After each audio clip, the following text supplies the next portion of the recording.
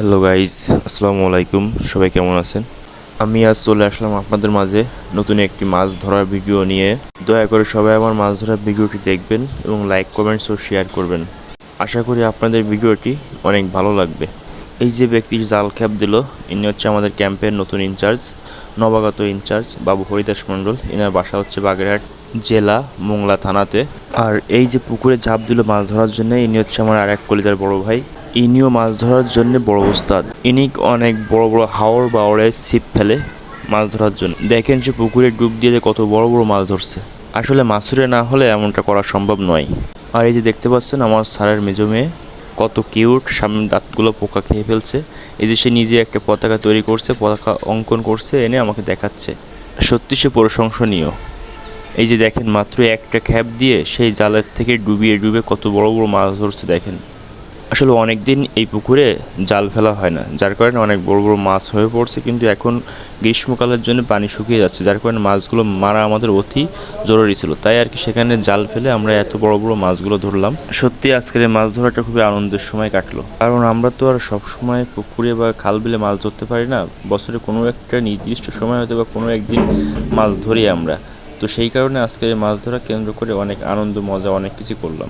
দেখেন আমার সে ভাই পুকুরে ডুব দিয়ে কীভাবে কত বড় বড় মাছ শিকার করে আনছে। আসলে মাছ শিকারি না হলে এইভাবে মাছ শিকার করা কখনো সম্ভব নয়। আপনারা দেখতে থাকেন আমার ভিডিওটি, এবং আমার ভিডিওটি যদি আপনাদের ভালো লেগে থাকে তাহলে লাইক, কমেন্ট, শেয়ার করে দিবেন। আসলে অনেক দিন পরে মাছ মারতে আসলাম বলে আপনাদের সঙ্গে শেয়ার করলাম। আসলে মাছ মারা, যারা মাছ মারে তারাই একমাত্র জানে মাছ মারার মজা, ফিলিংস, অনুভূতি। পানির তলের মাছ উপরে উঠলে যে কতটা আনন্দ লাগে সেটা যারা মাছপ্রেমী তারা কেউ বলতে পারবে না। আর বিশেষ করে আমরা মাছলাপাতে বাঙালি, আমরা তো মাছ মারাকে খুবই ভালোবাসি। আসলে এই পুকুরটাতে ময়লা আবর্জনায় ভর্তি ছিল, যার কারণে এখানে জাল ফেলে জাল টানলে সাধারণত মাছ ওঠে না। তাই জাল ফেলে সেখানে জালের উপর দিয়ে হাতটা দিয়ে সেখান থেকে মাছ তুলে আনতে। দেখেন কী পরিমাণ ময়লা আবর্জনা উঠছে, তার সাথে কিন্তু অনেক মাছও উঠছে।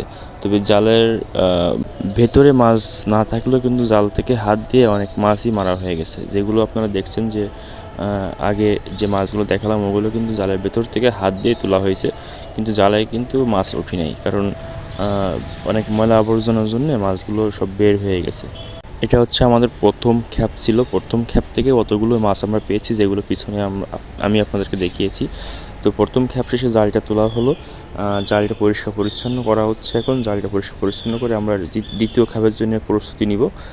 এই যে এখন দ্বিতীয় খ্যাপ দিচ্ছে, এবং প্রতিটা খ্যাপ দেওয়ার পরেই সেখানে গিয়ে হাত দিয়ে জালটা চেপে তার ভিতর থেকে মাছ ধরতে হচ্ছে। কারণ পুকুরে অনেক পরিমাণ ময়লা আবর্জনা পেট থাকার কারণে মাছগুলো ডেবে যাচ্ছে, যার কারণে আমাদের এই কৌশল, এই বুদ্ধি করে এখান থেকে মাছ তুলতে হচ্ছে। কারণ এই পুকুরটা হচ্ছে উপজেলা পুকুর, যেখানে সাধারণত সবসময় জাল ফেলা হয় না, যার কারণে এখানে অনেক ময়লা আবর্জনা জমে থাকে। তো হয়তোবা সামান্য 2-4 মাস পরে সামান্য কিছুদিন এখানে জাল ফেলা হয়, আর সেখান থেকে মাছ তোলা হয়। যাই হোক, সে যেভাবে মাছ ধরে না কেন মাছ ধরলেই হলো। এটা হচ্ছে আমাদের কাছে অনেক আনন্দের ব্যাপার, অনেক পাওয়া, অনেক চাওয়া। ভিডিওর ভিতরে যদিও আমাকে ওইভাবে দেখা যায়নি, কারণ আমি প্রথমে ক্যামেরা ধরেছিলাম, পরে গিয়ে ক্যামেরা শেষ করে আমি পরে নেমেছি।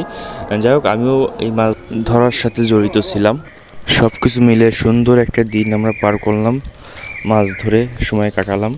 আসলে এই সময়গুলো, এই মুহূর্তগুলো তখনই মনে পড়বে যখন এখান থেকে আমরা ট্রান্সফার হয়ে অন্য কোনো জায়গায় চলে যাব।